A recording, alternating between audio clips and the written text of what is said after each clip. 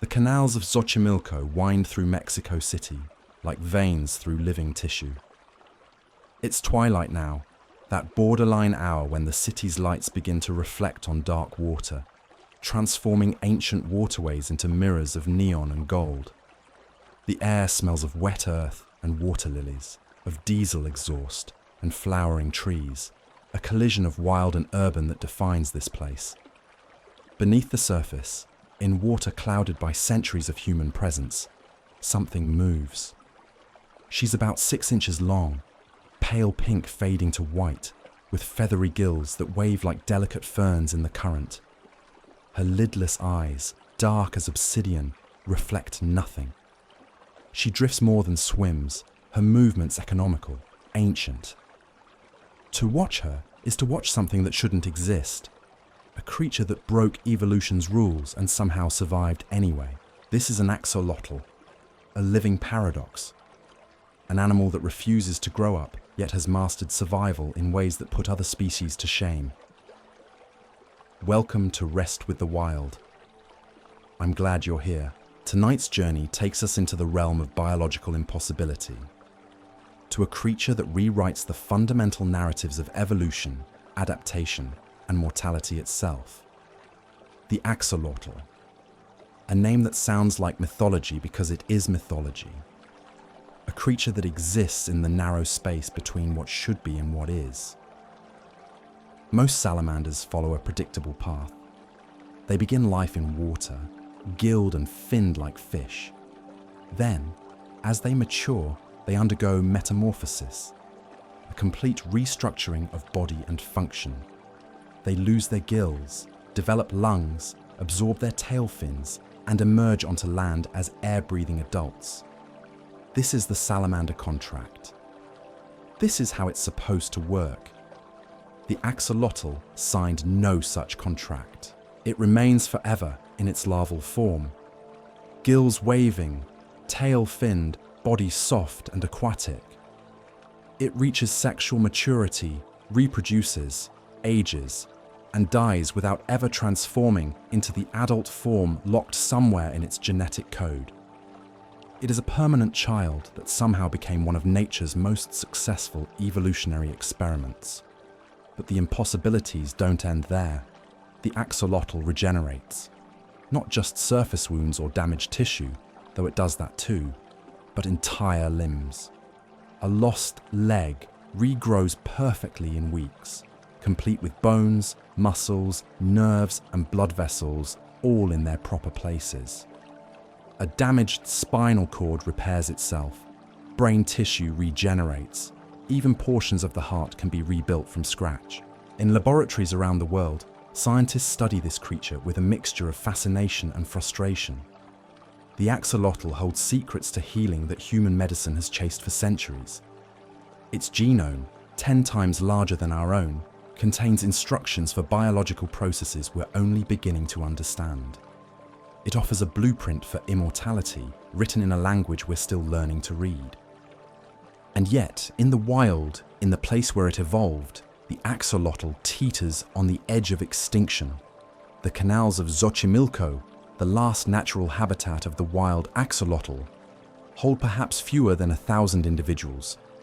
Pollution, invasive species, and the relentless expansion of Mexico City have reduced this creature's range from an extensive lake system to a few fragmented waterways where tour boats carry visitors through what amounts to an open-air museum of what once was. The irony is profound.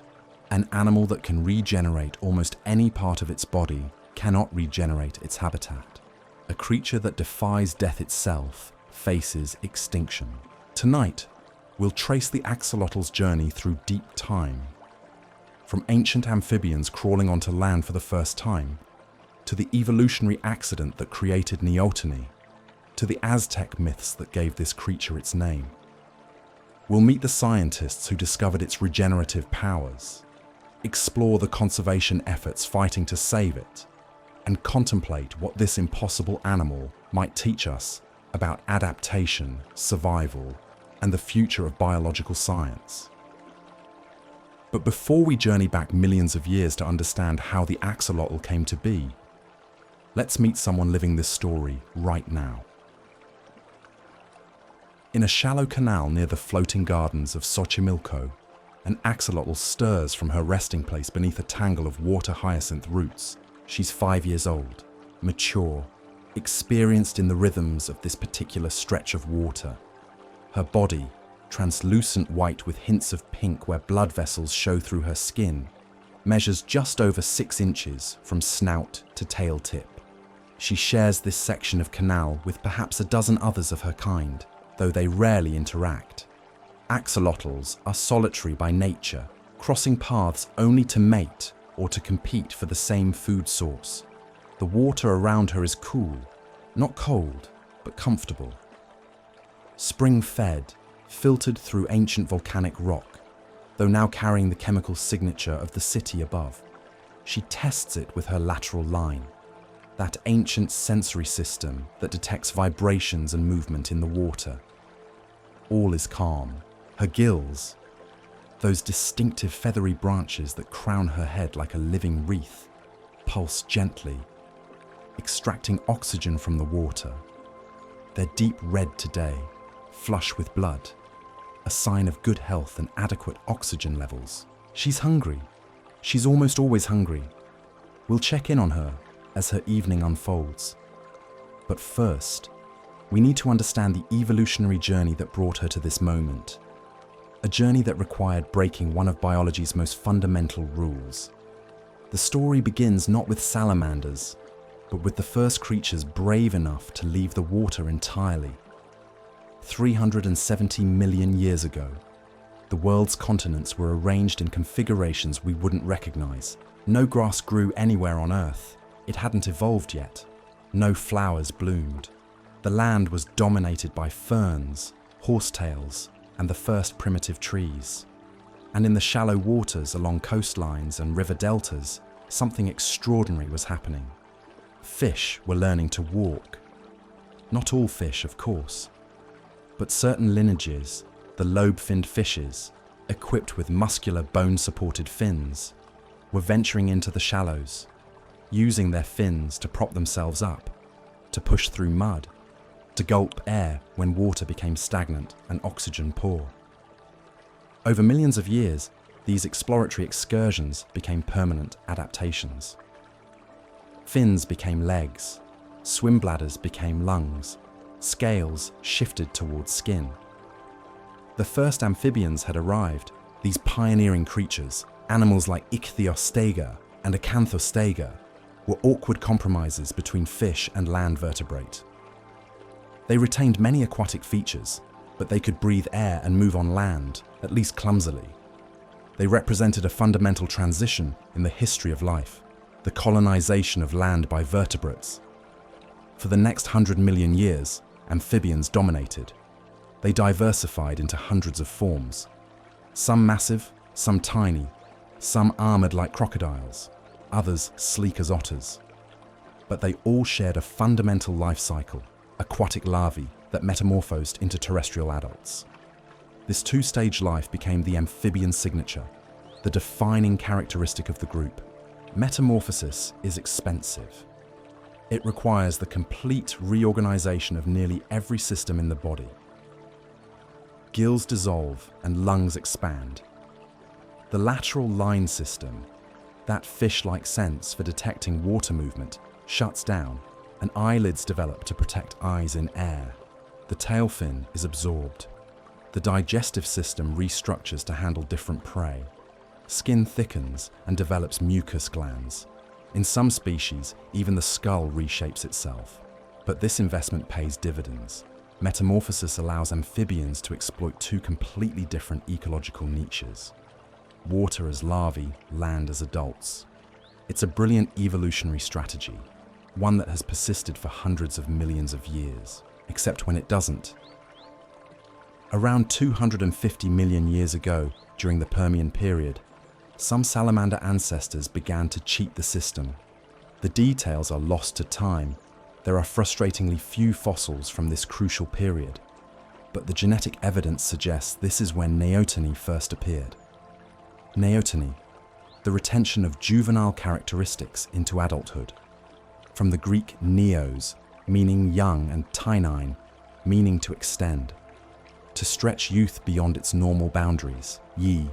It likely started as a response to environmental stress. Perhaps in high-altitude lakes where the climate was cold and the growing season short, some salamander larvae simply didn't have time to metamorphose before winter. Those that delayed transformation, that remained in their larval aquatic form, survived. Those that attempted the energetically costly process of metamorphosis died before completing it. Over generations, the delay became permanent.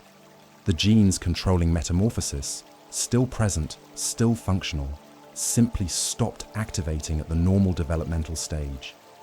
These salamanders became sexually mature while still looking and living like larvae. They reproduced. They passed this trait to their offspring. And a new evolutionary strategy was born. The axolotl belongs to the genus Ambystoma, a group of mole salamanders distributed across North America. Most Ambystoma species follow the traditional path: aquatic larvae, terrestrial adults, the tiger salamander, the spotted salamander, the marbled salamander, all metamorphose. But several species in the genus have populations that are facultatively neotenic. Under certain conditions, they remain aquatic. Under others, they transform. The environment determines the developmental path. The axolotl took this flexibility and made it permanent. It is obligately neotenic. It never metamorphoses in nature. The genetic switches exist. The biological machinery is all there, dormant in the genome. But the trigger, normally a surge of thyroid hormone during development, never comes. Scientists have tested this. In laboratory conditions, if you inject an axolotl with thyroid hormone or iodine, it will metamorphose. Over several weeks, it loses its gills, develops lungs, absorbs its tail fin, and emerges as a terrestrial salamander that looks remarkably like a tiger salamander. Because that's essentially what it is, a tiger salamander that stopped growing up. But this transformed axolotl is fragile. In the wild, it wouldn't survive. The metamorphosis is incomplete, forced, unnatural. The animal often dies shortly after transformation. Evolution has spent millions of years optimizing the axolotl for permanent aquatic life. The terrestrial form is a ghost, a genetic memory of what once was.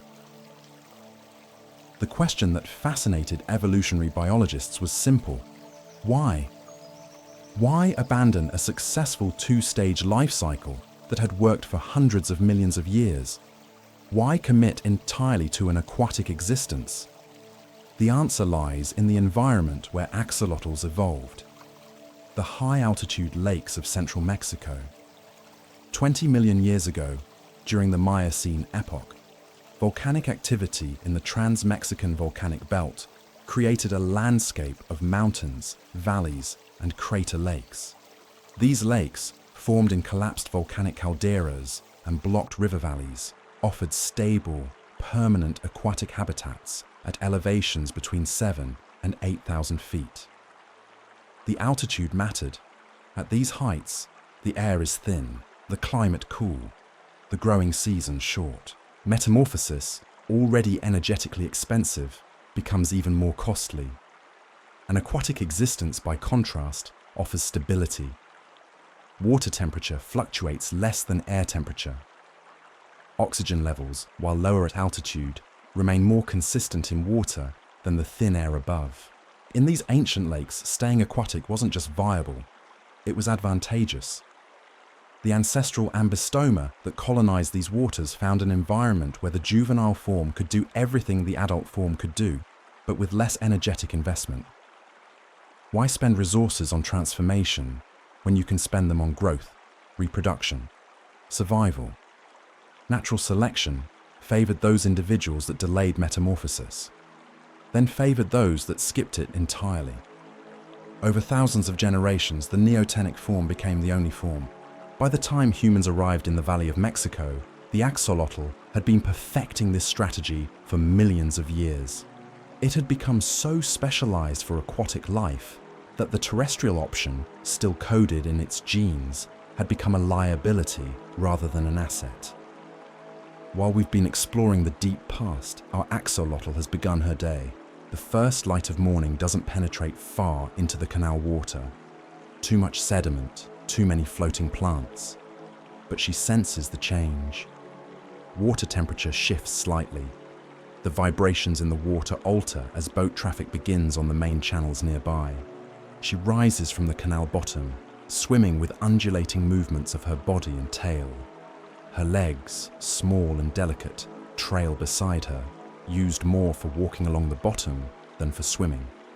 This is the larval body plan, unchanged from her ancestors 20 million years ago.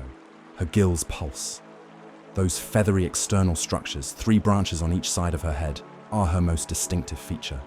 They're not just ornamental. Each branch is filled with blood vessels, maximizing surface area for gas exchange. As she moves through the water, they wave gently, filtering oxygen from the current. She needs to surface.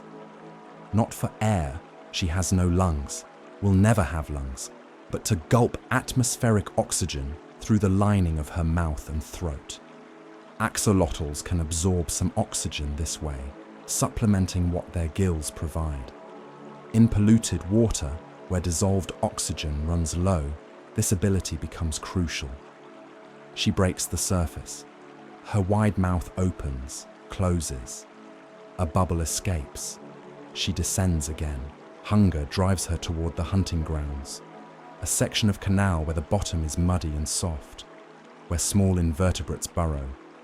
Her lateral line detects movement, something small, perhaps an inch away. She turns her head, waits. The movement comes again. She strikes. Her mouth opens wide, creating sudden suction that pulls in water and prey together. A small worm, not much, but it's a start. The hunt continues. Meanwhile, let's explore what made this body plan so successful and how scientists first discovered its impossible abilities. The axolotl's neotenic strategy succeeded beyond mere survival. It became a template for evolutionary innovation, particularly in the realm of tissue regeneration. Most amphibian larvae can regenerate to some degree. A tadpole that loses a tail can regrow it. This ability is ancient, probably present in the first amphibians. But in most species, this regenerative capacity diminishes or disappears entirely after metamorphosis. The adult form trades regeneration for other advantages. The axolotl, by remaining permanently larval, retained and even enhanced this regenerative ability. In doing so, it became one of the most regeneration-competent vertebrates on Earth. The process is extraordinary in its precision. When an axolotl loses a limb to predation, injury, or experimental amputation, the wound quickly closes with a layer of skin cells. No scarring occurs. Within days, a structure called a blastema forms at the amputation site. This is a mass of dedifferentiated cells, meaning cells that have reverted from their specialized states to a more primitive stem cell-like condition. These blastemal cells then receive positional information from the surrounding tissue. They know where they are in the body and what structure needs to be rebuilt. If it's a foreleg, they know to build radius and ulnar bones, specific muscles, nerves in the correct pathways, blood vessels in the proper arrangement. The cells differentiate, specialize again, in exactly the right sequence to recreate the lost limb. Within 4 to 6 weeks, the limb is complete, functional, indistinguishable from the original. This isn't limited to limbs. Axolotls can regenerate their tail, portions of their brain, their spinal cord, heart tissue, eye structures including the lens and retina, even parts of their jaw. The breadth of regenerative ability is unmatched among vertebrates. The evolutionary logic is clear. In their ancestral lakes, predation was a constant threat. Large aquatic insects, fish, wading birds, all posed dangers to soft-bodied salamanders. The ability to regenerate lost body parts transformed a potentially fatal injury into a temporary setback. An axolotl missing a leg might be slower, more vulnerable, but within weeks it would be whole again. But the ability raises profound questions. Why don't other animals regenerate this way? Humans share much of the same genetic toolkit as axolotls. We're both vertebrates, both descended from those ancient fish that first crawled onto land. Our cells contain genes similar to those that control regeneration in axolotls. Yet when we lose a limb, we scar. We heal, but we don't regrow. The answer seems to lie in the evolutionary trade-offs between regeneration and other survival strategies. Mammals evolved complex immune systems, rapid wound healing, and sophisticated scar formation, all of which protect against infection, but prevent the kind of de-differentiation necessary for regeneration. We traded the ability to regrow limbs for the ability to survive infections that would kill an axolotl. The axolotl, in its stable lake environment with fewer pathogens and different selective pressures, kept the ancient regenerative pathways. It represents a road not taken by most of vertebrate evolution. A glimpse of what our own ancestors could do, millions of years before mammalian innovation closed that particular door. The ancestral lakes where this evolutionary masterpiece developed were part of a vast system in the Valley of Mexico. Lake Xochimilco, Lake Chalco, Lake Xaltocan, Lake Zumpango, and the largest, Lake Texcoco. Together they formed an interconnected aquatic ecosystem covering perhaps 600 square miles. These were shallow lakes, most no more than 15 feet deep, fed by springs and seasonal streams from the surrounding mountains. The water was fresh to slightly saline, rich in nutrients from volcanic soils. Aquatic plants flourished, water lilies, reeds, countless species of algae. This productivity supported an abundance of invertebrates, which in turn supported fish, amphibians, and water birds. The axolotl thrived here, not as an apex predator, it was far too small, too slow, but as a successful mid-level consumer. It ate what it could catch: worms, insect larvae, small crustaceans, mollusks. It was eaten in turn by larger fish, by herons and egrets, by the occasional human hunter. For millions of years, this system persisted with only gradual change. Climate fluctuated, periods of drought lowered lake levels, periods of heavy rain raised them, but the basic structure remained. The axolotl population, numbering perhaps in the millions across the lake system, was as stable as any wild population could be. Then, around 3,000 years ago, humans arrived in numbers. Not the first humans in the region. People had lived in the Valley of Mexico for over 10,000 years, but the first to build permanent settlements on the lake shores, to develop agriculture, to begin reshaping the landscape to suit human needs. These were the ancestors of the Aztecs, and they would give the axolotl its name, its mythology, and eventually its path toward extinction. But before we explore that human chapter, let's check on our axolotl again. The morning has progressed, and she's found something unusual. She's been hunting for 2 hours now, moving along the canal bottom in her methodical way. The sediment here is soft, disturbed by countless boat propellers over the decades. Not ideal, but workable. Then she encounters something that doesn't belong. A fishing line, monofilament, nearly invisible in the murky water. It's snagged on submerged roots, trailing across the hunting ground. She approaches carefully. Her lateral line senses the thin barrier, though her eyes, small, lidless, adapted for murky water, barely register it. She navigates around it. This is learned behavior, accumulated over 5 years in these canals. Avoid the strange things. The plastic bags, the glass bottles, the tangles of unnatural fiber. They bring no food, only entanglement. but in avoiding the line, she brushes against the roots where it's caught. A sharp snag of wood, broken and splintered by some long ago impact. It catches her right foreleg. She pulls away. The leg tears. Not completely. She's still attached, but a significant injury. A flap of pale skin hangs loose. Blood, nearly colorless, clouds the water briefly. She doesn't panic. Pain, if she experiences it as we understand pain, doesn't drive her to erratic behavior. She simply moves away from the source of injury, settles onto the bottom, and waits. Already, the wound is beginning its remarkable response.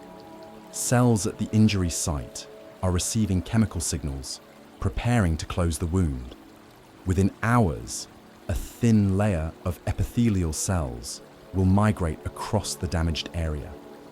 Within days, the blastema will form, that mass of dedifferentiated cells that holds the blueprint for reconstruction. In 4 weeks, perhaps 5, the leg will be perfect again, complete with every tiny bone, every muscle fiber, every nerve connection. The injury that would permanently disable most vertebrates is, for her, temporary. She remains still for several minutes. The bleeding stops. The immediate crisis, such as it was, has passed. She's hungry still, but hunger can wait. Rest comes first. Her gills pulse steadily, filtering oxygen from the water. In the dim light of the canal, she's nearly invisible. White against pale sediment, motionless, patient. The same patience her species has practiced for millions of years. The same regenerative miracle that scientists are only beginning to understand. Speaking of which, let's explore how the world first learned of this impossible ability. The scientific discovery of the axolotl happened in reverse order. Europeans encountered the living animal centuries before they understood what it was, how it lived, or what made it extraordinary. The first written European account comes from Francisco Hernández de Toledo, physician to King Philip II of Spain, who spent 7 years in New Spain, colonial Mexico, studying the natural world. In 1577, he documented numerous species unknown to European science, including a creature the local Nahua people called Axolotl. His description was brief, puzzled. A type of fish, though some say it walks on land, found in the lakes. The natives eat it. He had no context for what he was seeing. The very concept of neoteny wouldn't exist for another 3 centuries. He was looking at a permanent larva, but the framework to understand that didn't exist. To his eyes, trained in European natural history, this was simply a strange type of fish or aquatic lizard, one of countless curiosities in this new world. For the next 200 years, the axolotl remained a footnote in natural history, mentioned occasionally by missionaries and naturalists, collected rarely, understood not at all. Specimens occasionally made it back to Europe, preserved in alcohol. Their distinctive gills collapsed, their true nature obscured. The breakthrough came in the early 19th century, during the age of comparative anatomy. Scientists were beginning to understand developmental biology, to trace how animals grew from embryos to adults, to recognize patterns across different species. In 1804, the German naturalist Alexander von Humboldt visited Mexico as part of his epic survey of the Americas. Among the many specimens he collected were several axolotls from Lake Chalco. These he transported, preserved, back to Paris, where they eventually came to the attention of Georges Cuvier, the father of paleontology and comparative anatomy. Cuvier examined the specimens with the precision that made him famous. He noted the external gills, the fins, the general body plan. He compared them to known salamander larvae. The resemblance was striking, almost identical. But these specimens were sexually mature. Their reproductive organs were fully developed. Here was the puzzle. They looked like larvae, but functioned as adults. Cuvier, brilliant as he was, reached an incorrect conclusion. He decided these were not salamanders at all. but a separate type of permanently aquatic amphibian. Something like a large newt that happened to retain larval features. He classified them accordingly and moved on to other mysteries. The truth would take another 50 years to unravel. The revelation came from an unexpected source, the aquarium trade. In 1863, a shipment of live axolotls arrived at the Jardin des Plantes in Paris, sent by the French military occupying Mexico under Emperor Maximilian. These weren't preserved specimens. These were living, breathing, swimming animals. And they did something Cuvier's dead specimens never could. They reproduced. The Paris colony began breeding. Within months, there were dozens of axolotls, then hundreds. The museum distributed them to research institutions across Europe. Universities in London, Vienna, Berlin, all received breeding populations. For the first time, scientists could observe the complete life cycle of the axolotl in controlled conditions. Auguste Dumeril, reptile curator at the Jardin des Plantes, was the first to notice the impossible. Several axolotls in his care spontaneously metamorphosed. Without any intervention, without any change in their environment, they lost their gills, developed lungs, left the water, and became terrestrial salamanders. Dumeril was astonished. He examined these transformed individuals carefully. They were, anatomically, tiger salamanders, a North American species well known to science. The implication was staggering. The axolotl wasn't a separate species at all. It was the larval form of a tiger salamander that simply never grew up. It was a permanent juvenile, sexually mature but developmentally frozen.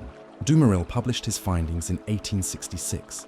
The scientific community reacted with a mixture of fascination and skepticism. How could an animal skip its adult stage and still reproduce? How could larvae breed? It violated the understood rules of development. But the evidence was undeniable. When Dumeril's transformed axolotls bred with each other, their offspring were axolotls, neotenic, gilled, aquatic. The terrestrial form was a ghost, an aberration. The aquatic larval form was the real animal. Traiti. This discovery opened new questions faster than it answered old ones. If axolotls were essentially tiger salamander larvae, why did they remain larval? What prevented metamorphosis? The answer came from endocrinology, a field just beginning to emerge in the early 20th century. Scientists discovered that metamorphosis in amphibians is controlled by thyroid hormone. A surge of this hormone during development triggers the cascade of changes that transform an aquatic larva into a terrestrial adult. In 1912, the German physiologist Friedrich Gudenach conducted a simple but elegant experiment. He fed tadpoles thyroid gland tissue from horses. The tadpoles metamorphosed rapidly, far earlier than normal. The thyroid connection was confirmed. Researchers immediately tested this on axolotls. When injected with thyroid hormone or iodine, necessary for thyroid hormone production, axolotls metamorphosed within weeks. They lost their gills, developed lungs, emerged onto land. The transformation proved that the genetic program for metamorphosis existed in axolotls. It simply wasn't being activated. Further research revealed why. Axolotls produce very low levels of thyroid hormone compared to other salamanders. Their thyroid glands are functional but sluggish, never reaching the threshold needed to trigger metamorphosis. This isn't a defect, it's an adaptation. Natural selection had favored individuals with suppressed thyroid function because the neotenic form was more successful in their environment. Evolution had found a simple solution.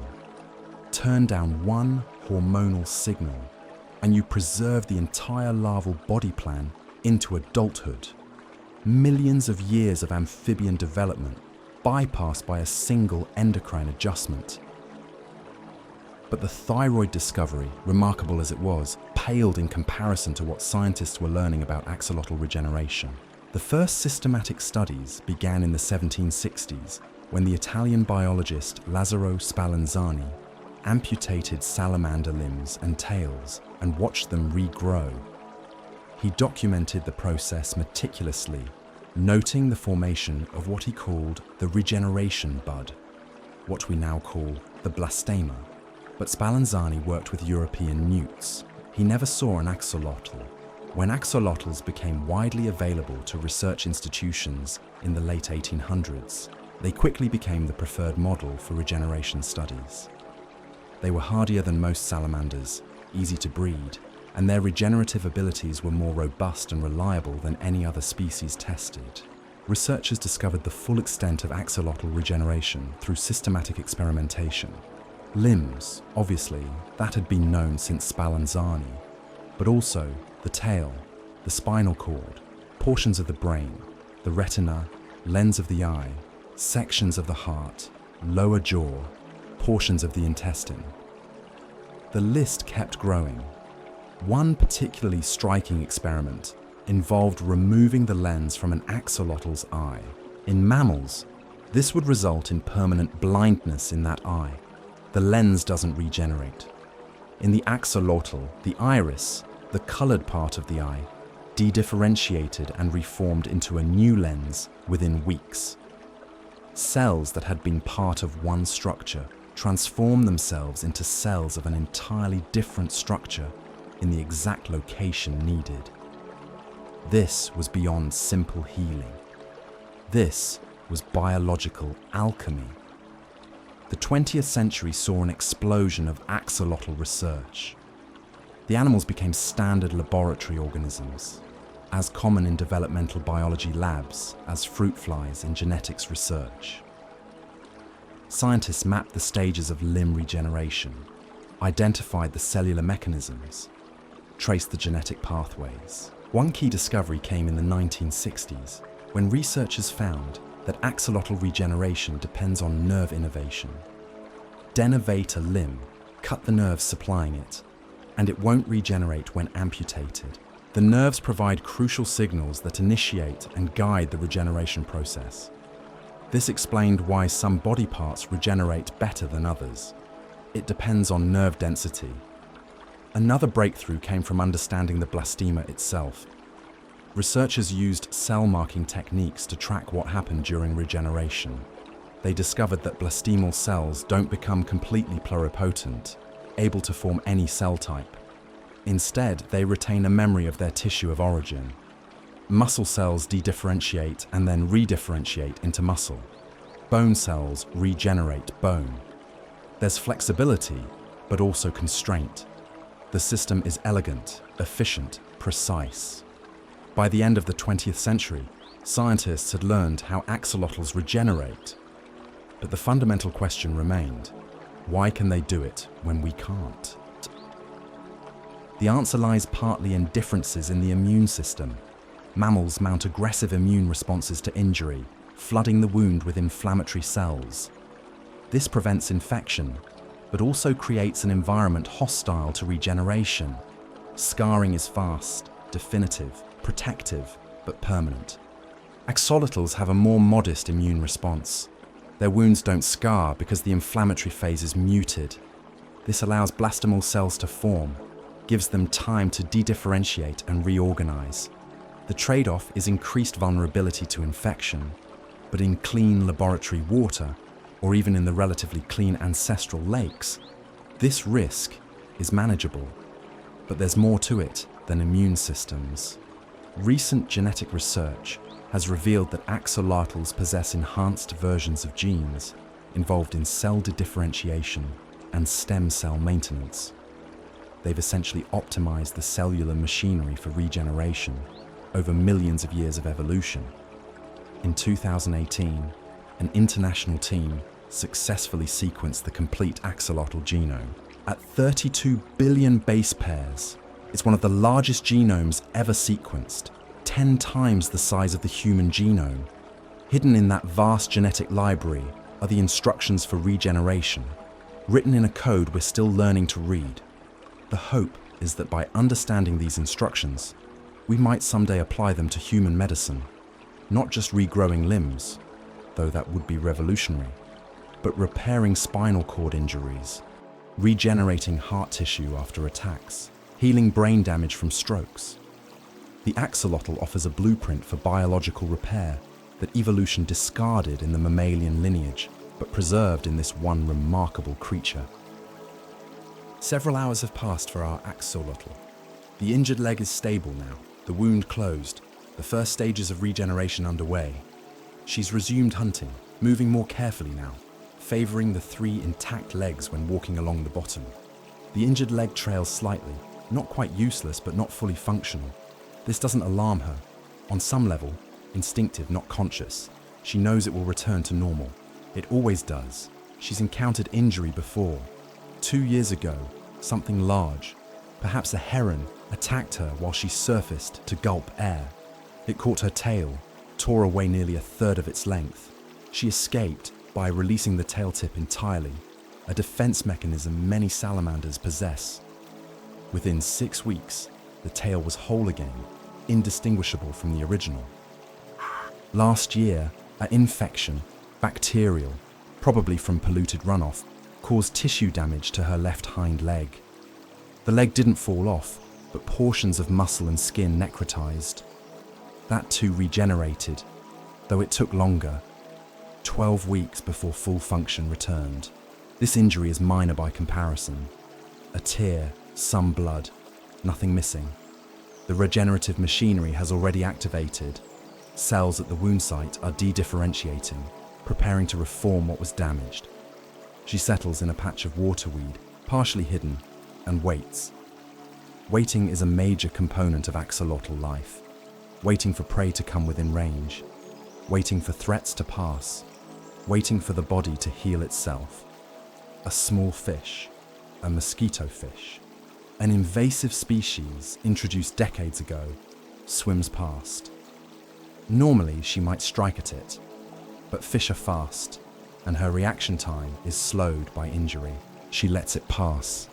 Patience. The hunt will improve tomorrow, better still next week. For now, rest and small prey. The leg will heal.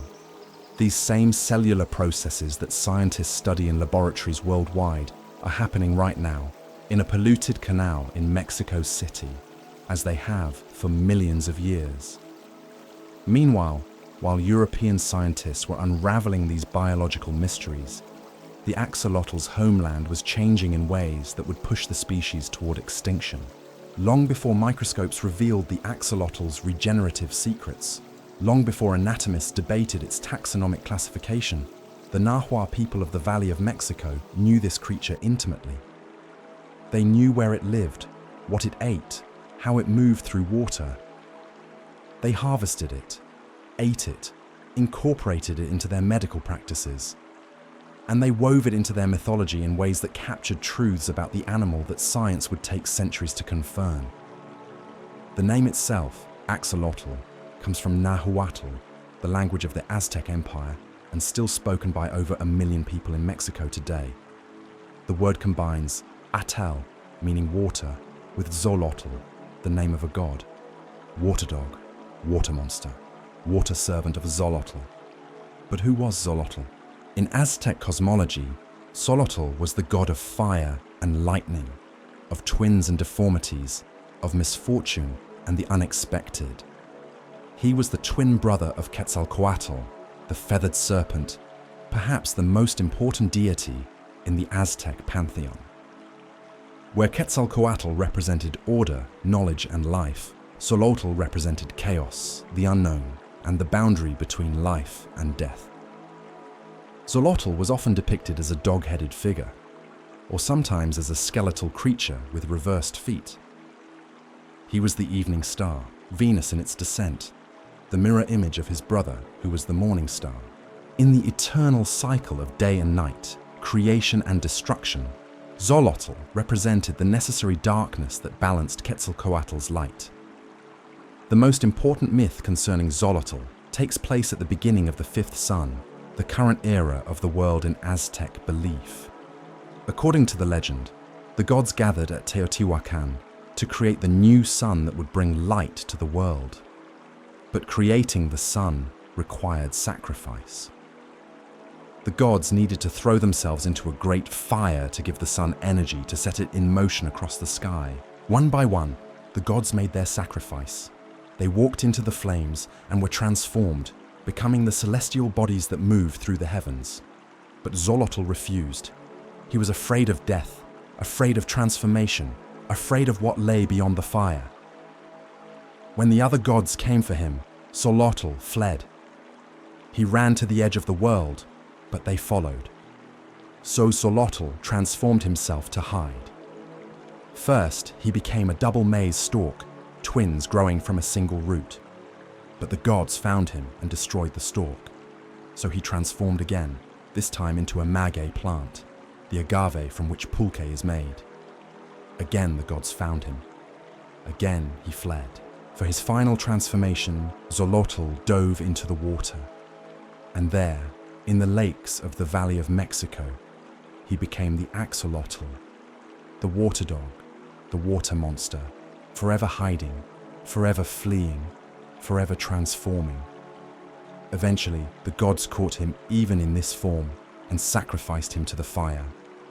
But the creature he became, the Axolotl, remained in the lakes as a reminder of transformation, of the refusal to change, of the tension between what we are and what we're meant to become. The myth captures something essential about the Axolotl that the Nahua people must have observed.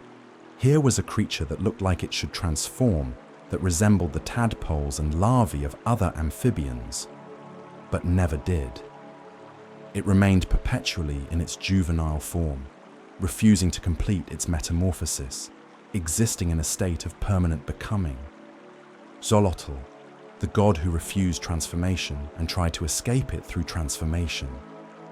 The Axolotl, the creature that refuses transformation by remaining forever transformable. The parallel is profound. The myth suggests that the Nahua people recognized something unusual about this animal's development, even without the framework of modern biology. They saw that it was stuck, trapped, or perhaps perfectly adapted to remain in a state that other creatures passed through. But the cultural significance of the axolotl extended beyond mythology. It was also a practical resource, deeply integrated into daily life in the Valley of Mexico. The lake system where axolotls lived was the center of Aztec civilization. The capital city of Tenochtitlan was built on an island in Lake Texcoco, connected to the shore by great causeways. The surrounding lakes provided transportation, irrigation, and food. Fish, birds, aquatic plants, and countless invertebrates all were harvested to feed a population that, at its height, may have exceeded 200,000 people. The axolotl was part of this harvest. The Nahua people caught them in nets and traps, cooked them over fires, and ate them as a source of protein. Spanish chroniclers noted that axolotl meat was sold in the great market of Tlatelolco alongside fish, frogs, and other aquatic creatures. The taste was described as delicate, somewhere between fish and chicken, the texture soft. But axolotls were more than food, they were also medicine. Aztec medical practitioners, the Ticatl, used axolotl flesh and organs to treat various ailments. A syrup made from boiled axolotl was given to those with respiratory problems. The fat was used in ointments for skin conditions. Some accounts suggest that axolotl was prescribed for coughs, for joint pain, for digestive issues. Whether these treatments were effective is impossible to know, but the choice of the axolotl as a medicinal creature is suggestive. Here was an animal that could heal itself completely, that could regrow lost parts, that seemed to resist the normal limits of biological damage. Perhaps, the reasoning went, consuming it or applying it to wounds might transfer some of that regenerative power. Modern science would say, this is sympathetic magic, a belief system where like cures like. But the impulse is understandable. When faced with an animal that defies the normal rules of injury and aging, it's natural to wonder if it might hold secrets applicable to human healing. In a sense, that ancient impulse was correct. The axolotl does hold secrets to healing, just not in the way the Aztec healers imagined. Septrom, the Nahua relationship with the axolotl was complex, layered with practical use, spiritual significance, and careful observation. They knew its habitat preferences, its seasonal behaviors, its role in the lake ecosystem. They knew which lakes had the best populations, which times of year were most productive for harvest, how to keep them alive in captivity for short periods. This knowledge was encoded in the language itself. Nahuatl has multiple terms for different life stages and forms of aquatic salamanders. The axolotl was distinguished from other salamanders not just by name, but by recognized characteristics. The external gills, the aquatic lifestyle, the soft skin, the particular way it moved through water. When the Spanish arrived in 1519, they encountered a civilization with a sophisticated understanding of its natural world. The Aztecs weren't primitive people mystifying nature. They were keen observers who had developed accurate knowledge systems about the plants and animals around them. The mythology about Xolotl and the axolotl wasn't ignorance.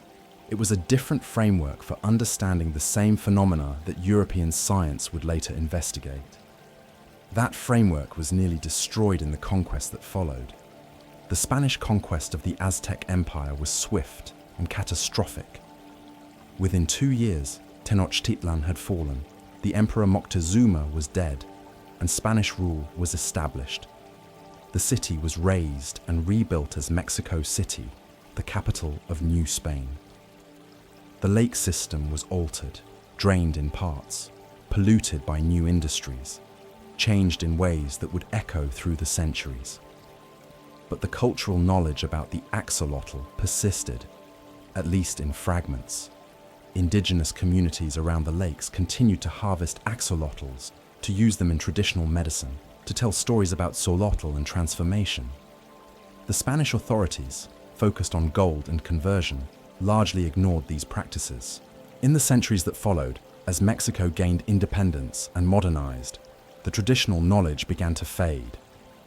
Younger generations moved to cities, learned Spanish instead of Nahuatl, adopted different medical practices and different stories. The axolotl became less familiar, less significant. By the time European scientists were breeding axolotls in Paris and Vienna, many people in Mexico City had never seen a wild one. As evening settles over Xochimilco, our axolotl rests among the stems of water hyacinth. The floating plants, themselves an invasive species from South America, have clogged much of the canal, but they provide cover, shade, and a substrate for the small invertebrates she feeds on. The injured leg has changed since morning.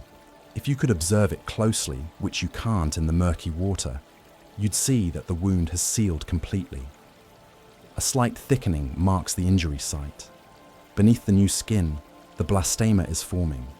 Cells are migrating, de-differentiating, preparing for the work of reconstruction. She doesn't think about this, cannot think about it, but her body knows what to do. The same genetic programs that activated when her ancestors lost limbs to predators millions of years ago are running now, faithful to their ancient code. The water around her has changed quality as the day progressed. In the morning, it was relatively cool, relatively clear.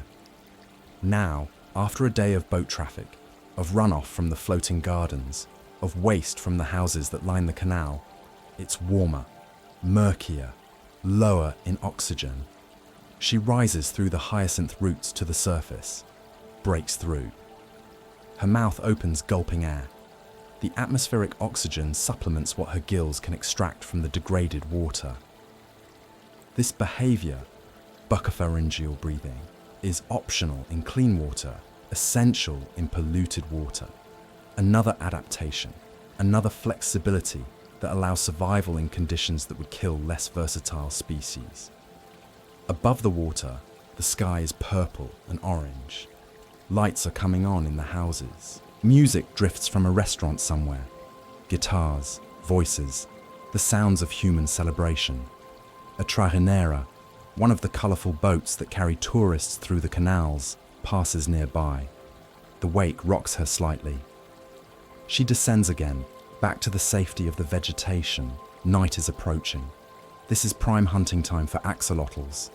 Darkness brings out more prey, provides more cover from visual predators. But she's tired. The injury, minor as it is, has cost energy. Energy that would normally go to hunting, to growth, to maintenance, has been redirected to healing. She settles onto the bottom. She'll wait for full darkness, then hunt. For now, stillness. The day has been long enough. Above her, the city continues its endless activity, largely unaware that beneath the tourist boats and trash and pollution, a living fossil practices the same routines it has practiced for 20 million years. Meanwhile, let's explore how these same canals, once part of a vast lake system, became the axolotl's final refuge. The transformation of the Valley of Mexico's lakes is one of the most dramatic examples of environmental change in human history. What was once an interconnected system of shallow lakes covering hundreds of square miles became, over 4 centuries, a dry valley with only remnants of open water. The process began almost immediately after the Spanish conquest. The Spanish, accustomed to European cities with drainage systems, found the island location of Tenochtitlan inconvenient. Flooding was a recurring problem. The lakes would rise during rainy seasons, inundating the city. The solution, Spanish engineers decided, was to drain the lakes. In 1607, construction began on the desagüe, a massive drainage project designed to channel water out of the valley entirely. Over the next 3 centuries, through various iterations and expansions, the desagüe succeeded in its mission. Lake Zumpango was drained in the 1600s. Lake Zaltecán followed in the 1700s. Lake Texcoco, the largest, was gradually reduced through the 1800s and 1900s until only a fraction remained.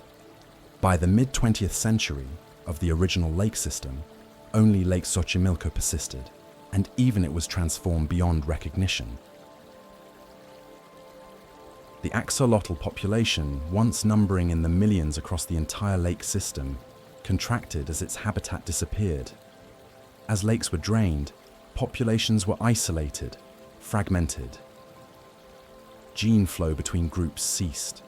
The robust, interconnected metapopulation became scattered, vulnerable remnants. Lake Xochimilco became the last stronghold, but Xochimilco itself was changing. The ancient chinampas, floating gardens built by the Aztecs, were still farmed, but now they were surrounded by urban sprawl. Mexico City grew around and into Xochimilco, bringing pollution, bringing people, bringing change. In the 1970s and 1980s, well-meaning officials introduced non-native fish to the canals, tilapia and carp from Africa and Asia, intended to provide food for local communities.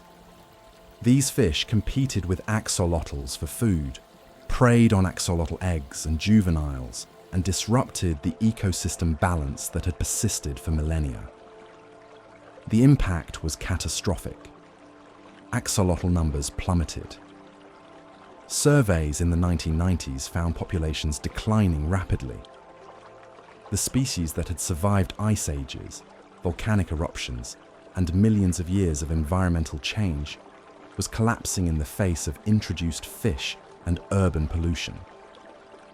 By the turn of the 21st century, the axolotl was functionally extinct in all its former range except Xochimilco, and even there, it was disappearing. The creature that mythology said could transform to escape death, the creature that science proved could regenerate almost any injury, was facing the one threat it couldn't adapt to, the complete destruction of its habitat. But unlike Xolotl fleeing the sacrificial fire, the axolotl had nowhere left to run, no final transformation that could save it. The water dog of Xolotl was drowning in the very element that had sustained it for 20 million years. While the wild axolotl population was contracting toward extinction in Mexico, a parallel story was unfolding in laboratories around the world, a story that would make the axolotl one of the most important organisms in biological research. The irony is striking.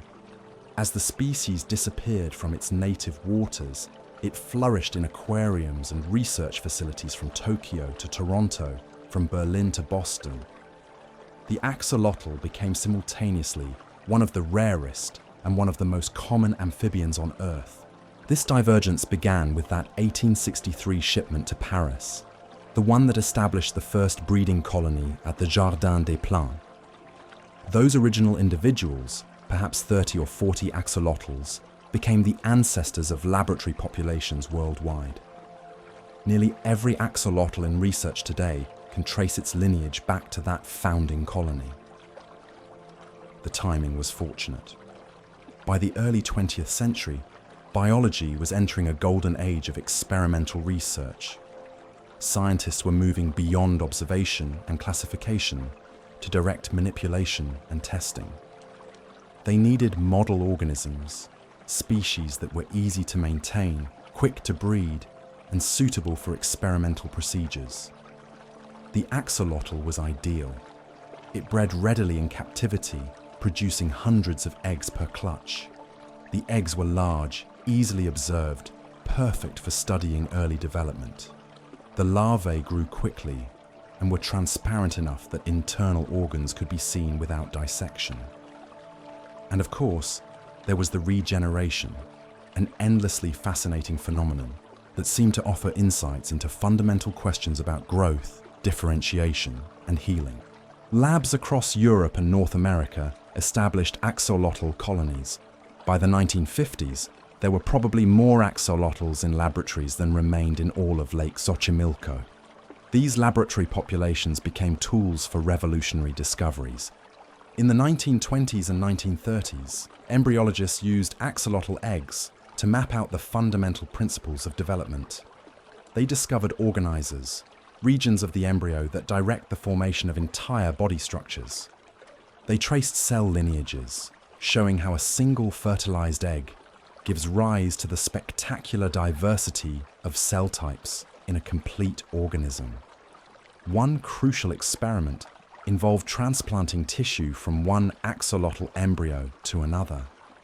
When tissue from the region destined to become an eye was moved to a different location, it still developed into an eye, but in the wrong place. This showed that developmental fate is determined early through complex signaling between cells. These weren't just abstract academic findings. They established principles that apply to all vertebrate development, including human. Understanding how axolotl embryos form organs provided templates for understanding how human embryos do the same. Every medical student studying embryology learns concepts first discovered in axolotl eggs. The regeneration research yielded equally fundamental insights. In the 1960s and 1970s, scientists used axolotls to understand the role of nerves in regeneration. They discovered that without nerve supply, amputation sites don't regenerate. They simply heal over. Nerves provide crucial growth factors that initiate and sustain the regenerative process. This finding has profound implications. It suggests that mammalian limbs might not regenerate partly because our nerve density and nerve growth factors differ from those in axolotls. Change the nerve signaling, and you might change regenerative capacity. More recently, axolotl research has focused on the genetic and molecular mechanisms of regeneration. Scientists have identified genes that activate during blastema formation, signaling pathways that guide cell differentiation, factors that control the precise reconstruction of complex structures. Some of these genes exist in humans too, but they're not activated during wound healing. They're suppressed, silenced, or redirected to other functions. The axolotl shows us what's possible when these ancient regenerative programs are allowed to run their full course. The dream, of course, is to reactivate these programs in humans, to take the lessons learned from axolotls and apply them to regenerative medicine. Imagine regrowing a limb lost to trauma or disease. Imagine repairing a severed spinal cord, restoring function to paralyzed patients. Imagine regenerating heart tissue after a heart attack, brain tissue after a stroke. These aren't fantasies. They're realistic goals based on solid scientific understanding built largely on axolotl research. Clinical trials are already underway testing therapies inspired by axolotl biology. Treatments that manipulate nerve growth factors to promote healing. Therapies that attempt to recreate blastema-like structures at injury sites. Genetic approaches that try to reactivate dormant regenerative pathways. None have succeeded yet at the level of regrowing entire organs or limbs. But progress is being made. Step by step, year by year, we're learning to translate axolotl biology into human medicine. The historical impact extends beyond medicine. Axolotls have influenced fields as diverse as evolutionary biology, developmental genetics, cell biology, and even bioengineering. In evolutionary biology, the axolotl provides a clear example of how major changes in body plan can result from small changes in developmental timing. Neoteny, retaining juvenile features into adulthood, isn't limited to axolotls. It appears in many lineages, from salamanders to insects to certain dog breeds. The axolotl helped scientists understand how evolution can work, not just by adding new features, but by playing with the timing of existing developmental programs. This concept, called heterochrony, is now recognized as a major mechanism of evolutionary change. Humans ourselves might be neotenic apes, retaining juvenile skull proportions, reduced body hair, and extended learning periods compared to other primates. If so, we owe our distinctive features to the same evolutionary mechanism that created the axolotl. In cell biology, axolotls revealed that differentiation, the process by which cells become specialized, isn't irreversible. A muscle cell can revert to a more primitive state, then redifferentiate into bone or cartilage if needed. This overturned decades of dogma about cellular commitment being permanent. This discovery laid groundwork for stem cell research. If axolotl cells can de-differentiate naturally, perhaps we can induce human cells to do the same. The induced pluripotent stem cells that won Shinya Yamanaka the Nobel Prize in 2012 are essentially artificial versions of what happens naturally in an axolotl blastema. Key. Beyond science, the axolotl has achieved a kind of cultural status.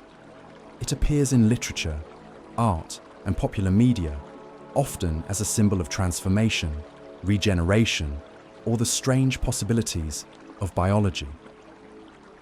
The Argentine writer Julio Cortázar wrote a famous short story called Axolotl, in which a man becomes obsessed with axolotls in an aquarium, eventually transforming into one himself, or believing he has.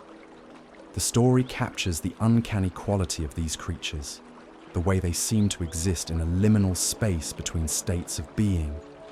In contemporary culture, axolotls have become internet sensations. Their unusual appearance, the feathery gills, the wide mouth that seems to smile, the stubby legs, makes them endearing, almost cartoon-like. Millions of people who will never take a biology class know what an axolotl looks like. This popularity has positive and negative consequences. It increases awareness of conservation needs, but it also drives demand for axolotls as pets. The pet trade now involves thousands of captive-bred axolotls, but it occasionally includes wild-caught individuals, adding pressure to already stressed populations. Check-in number 5. Dusk, 380 words. Full darkness has arrived. Our axolotl stirs from her resting place among the hyacinth roots. The injured leg, well, it's no longer accurate to call it injured. In the 12 hours since the initial damage, remarkable progress has occurred. The wound is not just closed, but actively rebuilding. If you could observe at a cellular level, you'd see the blastema now fully formed, a mass of de-differentiated cells receiving positional signals, preparing to recreate exactly what was lost.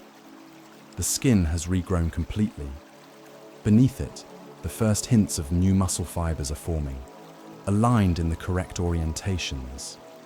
Nerve cells are extending tiny processes toward the regenerating tissue, re-establishing the connections that will restore sensation and motor control. In 2 weeks, the leg will be functional. In 4, it will be perfect. She tests it now, placing weight on all 4 legs. The regenerating limb responds, not with full strength, but enough. Enough to walk, enough to hunt. She moves along the canal bottom. The sediment here is softer at night, disturbed by the day's activities, still settling. Small invertebrates are more active in darkness. Worms venture from burrows. Amphipods emerge from hiding places. Insect larvae swim more freely. Her lateral line detects movement, close, very close. She turns her head slowly, minimizing disturbance in the water. There, an amphipod, perhaps half an inch long, moving in its jerky, unpredictable way. She freezes, absolute stillness. The amphipod continues moving, unaware. It comes closer, closer. She strikes. Her mouth opens wide, creating suction, and the amphipod disappears into the sudden void. She closes her mouth, swallows. The amphipod moves down her throat, simple, efficient. The same feeding mechanism her ancestors used 20 million years ago. The hunt continues. Over the next hour, she catches and consumes perhaps a dozen small prey items. Not a feast, but adequate. Enough to fuel another day of healing, of maintenance, of simply being. Above, the lights of Mexico City create a dome of orange glow against the clouds. The sound of traffic is constant. A low rumble felt as much as heard through the water. A generation ago, this area was quieter, darker, more separate from the city. Now the city is everywhere, inescapable. She's unaware of the history, of course. Unaware that her species once numbered in the millions, once filled dozens of lakes, once was harvested by the thousands to feed a great civilization. She knows only this canal, these few hundred meters of water, this population of perhaps 20 others of her kind, scattered through the labyrinth of waterways. She knows only survival. And for tonight, she's surviving. The leg heals. The hunger is satisfied. The canal, polluted and crowded and diminished as it is, still provides, still holds. For now, that's enough. But the question that haunts conservationists working to save this species is, for how much longer? Opay. The historical impact of the axolotl, paradoxically, might be its greatest threat to survival. Having become invaluable to science, having revealed secrets that could revolutionize medicine, the species has achieved a kind of immortality in laboratories worldwide. But immortality in captivity isn't the same as survival in the wild. The two populations, wild and captive, are diverging. Laboratory axolotls have been bred for generations for docility, for color variations, golden, white, black, for traits useful in research, but irrelevant or even detrimental in nature. Wild axolotls, the few that remain, retain the genetic diversity, the behaviors, the adaptations shaped by millions of years in Mexican highland lakes. They represent the authentic evolutionary lineage, the unbroken chain connecting back to the Miocene. If wild populations disappear, that chain breaks. What remains in laboratories would be a domesticated shadow, a scientific tool, but not truly the axolotl that Xolotl became when fleeing the gods. Conservation efforts, belated but determined, are now fighting to prevent that outcome. But the challenges are immense, the obstacles formidable. Saving the axolotl means not just protecting individuals, but restoring an entire ecosystem that has been fundamentally altered. Can it be done? That's the question we'll explore next, as we look at modern conservation efforts and the fight to save one of evolution's strangest and most remarkable creatures. In 2013, a team of biologists from the National Autonomous University of Mexico conducted a comprehensive survey of Lake Xochimilco. They spent months searching the canals, using nets, traps, and specialized detection methods. They covered every accessible section of the canal system, from the tourist areas to the remote agricultural zones. They found 6 axolotls, 6 individuals in the entire survey area. In a habitat that once supported millions, where axolotls had been so common they were harvested as a staple food source, the surveyors found 6. The 2014 survey found even fewer. Some subsequent surveys found none at all. These numbers galvanized action. The axolotl was already listed as critically endangered by the International Union for Conservation of Nature, but these surveys made clear just how dire the situation had become. Without intervention, wild axolotls would be extinct within years, perhaps months. The response has been multifaceted, involving scientists, local communities, government agencies, and international conservation organizations. The efforts fall into several categories: habitat restoration, captive breeding and reintroduction, invasive species control, and community engagement. Habitat restoration focuses on the canals themselves. The water quality in Xochimilco has deteriorated dramatically over the past century. Agricultural runoff brings fertilizers and pesticides. Urban expansion contributes sewage and industrial pollutants. The water that once was spring-fed and clear is now turbid, oxygen-poor, and chemically complex. Improving this requires addressing the entire watershed. Conservation groups are working with Chinampa farmers, those who still maintain the ancient floating gardens, to adopt organic farming practices that reduce chemical runoff. Filtration systems are being installed to clean water before it enters the canal system. Sections of canal are being temporarily isolated, cleaned, replanted with native vegetation, then restocked. One innovative approach involves the Chinampas themselves. These artificial islands, built by the Aztecs from layers of mud and vegetation, create a unique microhabitat. The spaces between Chinampas, narrow channels with deeper water and dense plant growth, are ideal for axolotls. Conservationists are working with farmers to manage these spaces specifically for axolotl habitat, creating a network of refugees throughout the canal system. This isn't just conservation, it's cultural preservation. The Chinampas are a UNESCO World Heritage Site, a farming technique that has persisted for over 1,000 years.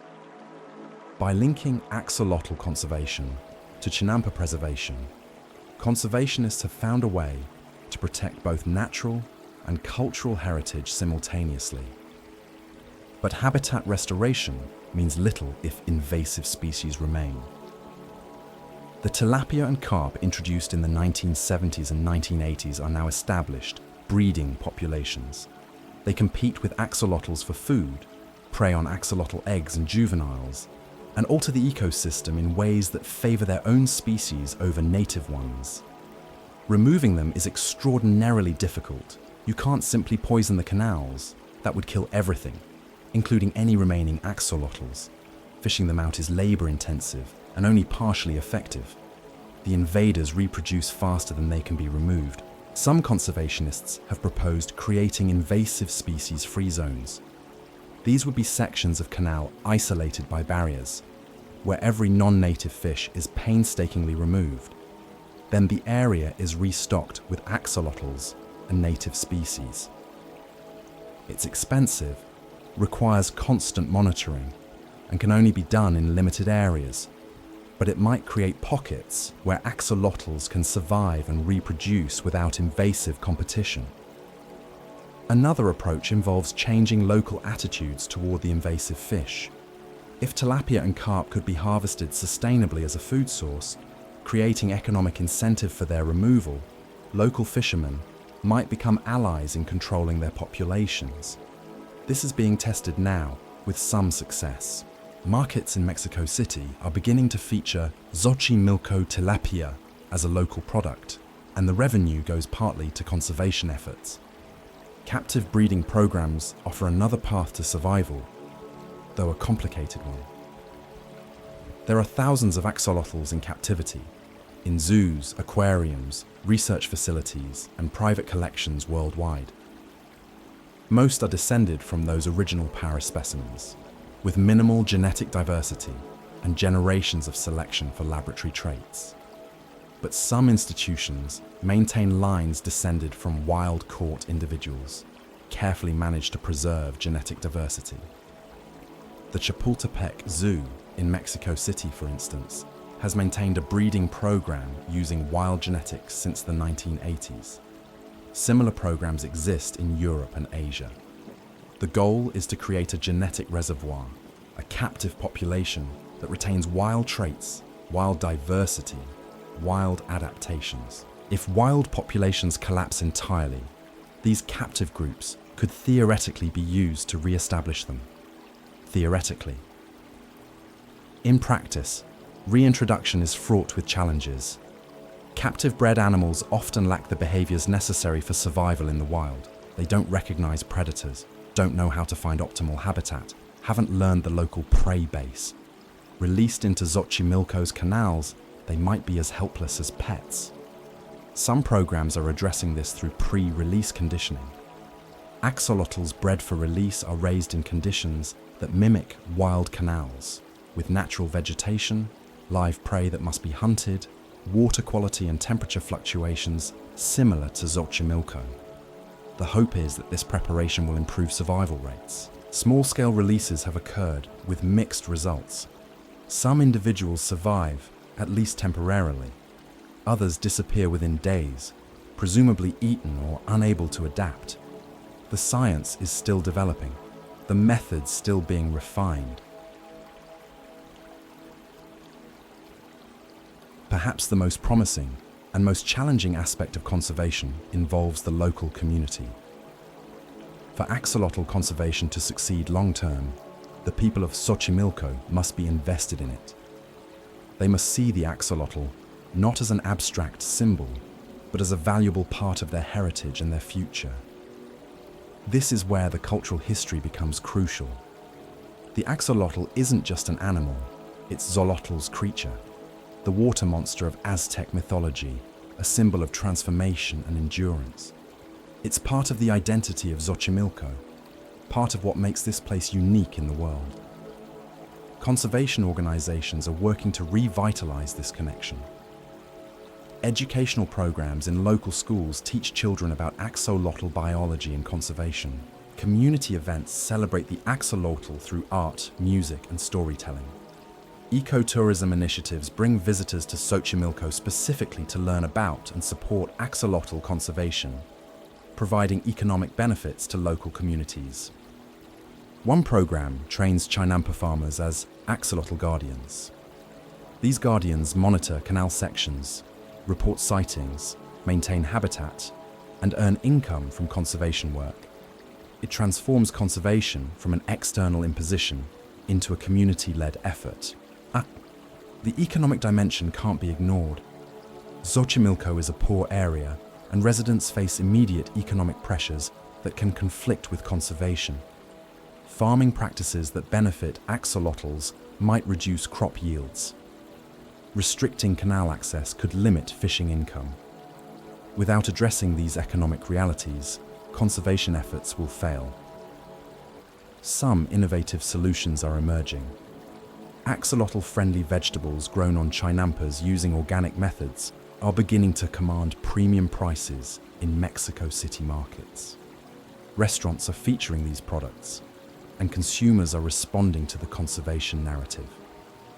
A tomato becomes not just a tomato, but a contribution to saving an endangered species. Ecotourism provides another revenue stream. Visitors to Xochimilco already ride the colorful trajineras through the canals, enjoying music and food on the water. Conservation groups are adding axolotl education to these tours, creating conservation trajineras that visit habitat restoration sites, explain the ecological challenges, and contribute fees directly to conservation work. These aren't solutions that will save the axolotl overnight. They're long-term strategies that recognize conservation must work within human communities, must provide tangible benefits, must respect local culture and needs.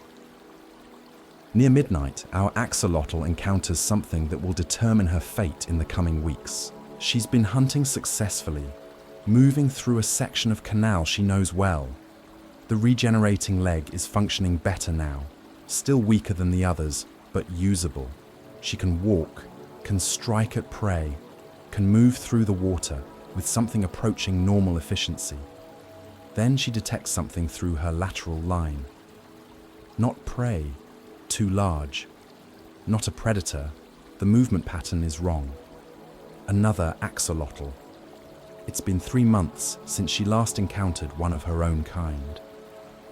In the diminished population of these canals, meetings are rare, chance occurrences in the vast emptiness. He's slightly larger than she is, probably a year older, maybe 2. His coloration is darker, brown and mottled where she is pale pink. Wild axolotls show this color variation, from nearly black to albino white, unlike the uniform golden or leucistic forms bred in laboratories. They approach each other carefully. Axolotls aren't social creatures, but they're not actively aggressive except during competition for food or territory. They have no real territory to defend here. The canals are too degraded, too unstable for such concerns. What matters now is biology. She's approaching breeding condition. The cooling water temperatures of late autumn trigger reproductive readiness in axolotls. Her body is preparing to produce eggs, hundreds of them, the next generation waiting to be fertilized. He senses this. Chemical signals in the water, pheromones released through her skin, communicate her reproductive state. He responds by beginning a courtship dance. It's not graceful by human standards. He nudges her with his snout, circles her, his tail undulating. He's depositing spermatophores, packets of sperm, on the canal bottom, then trying to lead her over them, so she'll take them into her cloaca. She follows, instinct overriding her usual solitary nature. She positions herself over a spermatophore, takes it in. Fertilization will occur internally over the next several days. Then, within a week or 2, she'll seek out aquatic vegetation, water lily stems, hyacinth roots, and lay her eggs. Each egg will be individually attached to a plant surface. Hundreds of them, scattered across multiple plants, maximizing the chance that some will survive to hatching. If the eggs survive, if the invasive fish don't find them, if the water quality doesn't kill the developing embryos, if pollution doesn't cause fatal deformities, tiny larvae will emerge in 2 weeks. They'll be barely visible, transparent, vulnerable to everything. Most will die within days, but some might survive, some might grow, some might become the next generation of wild axolotls in Xochimilco. It's the same reproductive strategy that has sustained her species for 20 million years. The same massive investment in offspring, knowing that only a tiny fraction will survive. Whether it's enough in this changed world, in these polluted, diminished canals with invasive predators and degraded habitat, that's the question conservation efforts are trying to answer. For tonight, though, biology has accomplished its purpose. The dance ends. The 2 axolotls separate, drifting back into their solitary patterns. In her body, the first cells are dividing, the next generation beginning its improbable journey. Meanwhile, scientists and conservationists continue their own efforts to ensure that journey has somewhere to lead. The conservation challenges facing the axolotl are, in many ways, typical of the 6th mass extinction, the ongoing loss of biodiversity driven by human activity. Habitat destruction, pollution, invasive species, climate change, these are the horsemen of the modern apocalypse for wildlife. But the axolotl case is also unique. This isn't just an obscure species in a remote location. It's a creature that has contributed enormously to human knowledge and medicine. It's a cultural icon with deep historical roots. It's found in one specific, manageable location where targeted conservation is theoretically possible. If we can't save the axolotl, With all its advantages and significance, what can we save? This question drives much of the conservation effort. The axolotl has become a test case, a demonstration of whether we can reverse biodiversity loss in urban environments, whether we can reconcile human development with species survival, whether we can restore what we've damaged. Some conservationists are cautiously optimistic. The habitat restoration is showing results. Sections of canal where water quality has improved, where native vegetation is returning, where invertebrate populations are recovering. The community engagement is genuine, with growing local pride in the axolotl as a symbol of Xochimilco. Small-scale successes have occurred. Breeding populations established in protected canal sections, genetic diversity maintained in captive programs, educational initiatives reaching thousands of people, economic models that make conservation financially viable. But the fundamental challenges remain. Mexico City continues to grow, putting ever more pressure on Xochimilco. Climate change is altering rainfall patterns, affecting water availability. The invasive species are entrenched, likely permanent features of the ecosystem now. Some scientists argue that the wild axolotl is already functionally extinct. The population so small, so fragmented, so genetically depleted that recovery is impossible. They suggest efforts should focus on maintaining captive populations and accepting that the axolotl's future lies in laboratories and aquariums, not in Mexican canals. Others reject this defeatism. They point to conservation success stories, species brought back from equally dire circumstances. The California condor, reduced to 27 individuals, now numbers over 500. The black-footed ferret, thought extinct, was rediscovered and has been successfully reintroduced across its range. Why not the axolotl? The debate reflects broader questions in conservation biology. What is our goal? To preserve species in any form, or to maintain them in their natural contexts? Is a species saved if it exists only in captivity? Does a restored ecosystem count if it requires permanent human management? For the axolotl, these aren't just philosophical questions. They're immediate, practical considerations that shape conservation strategy. Recent developments offer some hope. In 2020, the Mexican government designated a larger area of Xochimilco as a priority conservation zone, with funding for habitat restoration and species protection. International partnerships have brought expertise and resources from conservation organizations worldwide.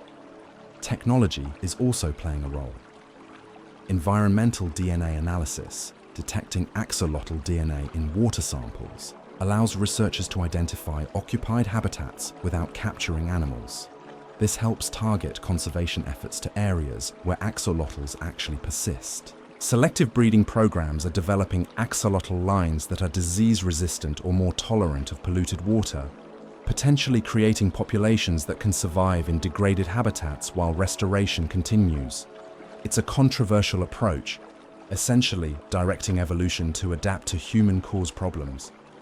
But it might buy time for more fundamental solutions.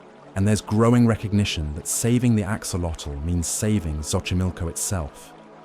The canals, the chinampas, the entire cultural landscape. This holistic approach, protecting ecosystem and culture together, might succeed where species-focused conservation alone would fail. The outcome remains uncertain. The next decade will likely determine whether wild axolotls persist or disappear, whether the water monster of Xolotl survives in its homeland or exists only in the artificial waters of human care. What is certain is that the effort will continue. Too much has been invested. Too much is at stake. Too many people care deeply about this strange, wonderful, impossible creature to simply let it vanish without a fight. The axolotl, after all, is an expert at regeneration. Perhaps with human help, its wild populations can regenerate too, can regrow from the fragments that remain, can demonstrate one more time that transformation and survival are possible even in the face of seemingly insurmountable challenges. The axolotl genome, sequenced in 2018, is a monument to biological complexity. At 32 billion base pairs, it's the largest genome ever fully sequenced, 10 times the size of the human genome, larger even than the genome of the lungfish, the previous record holder. Why so large? The answer lies partly in redundancy, partly in what scientists call junk DNA, sequences that don't code for proteins but may serve regulatory or structural functions we don't yet understand. The axolotl genome is like a library where most of the books are written in a language we're still learning to read. But hidden in that vast genetic library are the instructions for regeneration, for neoteny, for all the biological impossibilities that make the axolotl unique. And scientists are beginning to decode them. One discovery stands out. The axolotl possesses enhanced versions of genes involved in the W&T signaling pathway, a cellular communication system crucial for embryonic development and tissue regeneration. When a limb is amputated, W&T signaling activates in the wound site, helping to establish the blastema and guide its development. Mammals have the same W&T pathway. We use it during embryonic development, but it's largely silent in adults. In axolotls, it remains active and responsive throughout life. Change the regulation of this one pathway, and you might change regenerative capacity across species. Researchers are testing this in mice. By artificially activating W&T signaling at amputation sites in mouse limbs, they've achieved limited regeneration, not complete limbs, but improved healing, partial regrowth of tissue. It's not the axolotl's perfect reconstruction, but it's a start. Other teams are focusing on the immune system differences. They've discovered that axolotls produce less of certain inflammatory molecules that, in mammals, trigger rapid scar formation. By suppressing these molecules in mice using genetic techniques or pharmaceutical interventions, researchers have delayed scarring and created conditions slightly more favorable for regeneration. Again, it's not complete limb regrowth, but it's movement in the right direction, proof that the lessons from axolotls can be translated, at least partially, to mammalian biology. The dream of regenerative medicine has been alive for decades, but axolotl research is accelerating its realization. Consider spinal cord injuries. In humans, damage to the spinal cord typically results in permanent paralysis. The severed nerves don't reconnect, scar tissue forms a barrier, and function below the injury site is lost. Axolotls regenerate spinal cords completely. If you sever an axolotl's spinal cord, within weeks new neural tissue bridges the gap. Axons, the long projections of nerve cells, grow across the injury site, reconnect to their targets, and restore function. The regenerated spinal cord is anatomically and functionally indistinguishable from the original. How? The key lies in supportive cells called ependymal cells. In mammals, these cells line the central canal of the spinal cord and do little else in adults. In axolotls, they retain stem cell-like properties. When injury occurs, ependymal cells proliferate, migrate to the injury site, and differentiate into neurons and supporting cells that rebuild the damaged tissue. Human ependymal cells have some of these same properties, dormant but present. Researchers are investigating ways to reactivate them. Chemical treatments, genetic modifications, cellular therapies, all are being tested in laboratory models and, cautiously, in early clinical trials. Success would be transformative. Millions of people worldwide live with spinal cord injuries. A treatment that enables even partial regeneration will be one of the great medical achievements of the century. Heart regeneration offers similar promise. Heart attacks kill heart muscle. When blood flow is blocked, cardiac cells die and are replaced by scar tissue. This scar can't contract, can't contribute to pumping blood. The heart is permanently weakened. Axolotls can regenerate heart tissue, Remove up to a third of an axolotl's heart, and within weeks it grows back. Cardiac muscle cells dedifferentiate, proliferate, then redifferentiate into functional heart tissue. The regenerated region integrates with the existing heart, establishing proper electrical connections and contractile coordination. Mammalian hearts have limited regenerative capacity. Very young mammals, newborn mice for instance, can regenerate some heart tissue, but this ability fades within days after birth. Adult mammalian hearts primarily scar. The difference appears to lie in cardiac cell behavior. Axolotl cardiac cells readily re-enter the cell cycle and divide, while mammalian cardiac cells have molecular brakes that prevent division. Release those brakes, and regeneration might be possible. Scientists are testing this: drugs that promote cardiac cell division, gene therapies that reactivate proliferation pathways, stem cell transplants that provide new cardiac tissue. All are in various stages of development. Some show promise in animal models.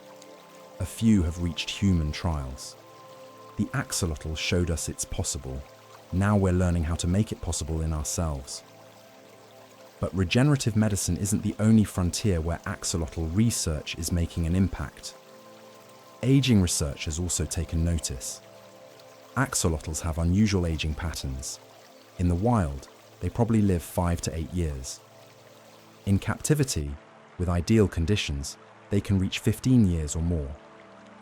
Throughout their lives, they retain regenerative capacity. An old axolotl regenerates limbs as efficiently as a young one. This challenges assumptions about aging and cellular senescence. In most organisms, regenerative capacity declines with age. Stem cells become less responsive, wound healing slows, tissue repair becomes less efficient. We assume this is an inevitable consequence of aging. Axolotls suggest it doesn't have to be. Their stem cells don't seem to age in the same way. The cellular machinery for regeneration remains functional across their lifespan. Understanding this could illuminate aging processes in other species, including humans. If we could maintain cellular function the way axolotls do, we might not just extend lifespan, but extend health span, the period of life lived in good health, free from age-related diseases. The neoteny of axolotls also offers insights into developmental plasticity, the ability of organisms to alter their development in response to environmental conditions. Recall that axolotls can be induced to metamorphose with thyroid hormone. This proves they carry the full genetic program for metamorphosis. It's simply not expressed. The developmental path is determined by environmental signals, in this case, hormonal signals. This kind of plasticity is more common than once thought. Many organisms have alternative developmental pathways triggered by temperature, nutrition, population density, or other factors. Understanding how these pathways are controlled could have applications in agriculture, aquaculture, and even human development. For instance, some researchers are investigating whether developmental timing could be manipulated to improve healing in humans. If we could temporarily reactivate developmental programs in adults, essentially making our tissues more embryonic, we might enhance regeneration, then switch the programs back off once healing is complete. It's speculative, but it's grounded in real biology. The axolotl proves that development isn't a one-way street, that organisms can retain flexibility, that what seems fixed can actually be malleable. Looking further ahead, synthetic biology is drawing inspiration from axolotls. Researchers are attempting to design artificial genetic circuits that mimic axolotl regeneration pathways, with the goal of installing these circuits in other organisms. Imagine crops that can regenerate after insect damage, reducing the need for pesticides. Imagine livestock that can heal injuries more effectively, improving animal welfare. Imagine bioreactors filled with cells that can continuously regenerate and produce pharmaceutical compounds. These applications are years or decades away, but they're no longer science fiction. The axolotl has provided proof of principle. The genes exist. The pathways are understood, at least partially. What remains is engineering, figuring out how to transfer these capabilities across species, how to regulate them safely, how to deploy them effectively. It's past midnight now. Our axolotl has returned to her shelter among the hyacinth roots, the same place where she began this day. The leg has healed remarkably. The blastema is well formed, the regenerative process proceeding exactly as it has in her species for millions of years. In 2 weeks, you wouldn't know the injury had occurred. In 4, even cellular examination would show no difference between the regenerated tissue and the original. She carries fertilized eggs now, developing inside her. Within days, she'll begin laying them, attaching each one carefully to submerged vegetation. Hundreds of potential offspring, each one a genetic combination of her lineage and the male she encountered tonight. Most won't survive. The water is too polluted, the predators too numerous, the odds too steep.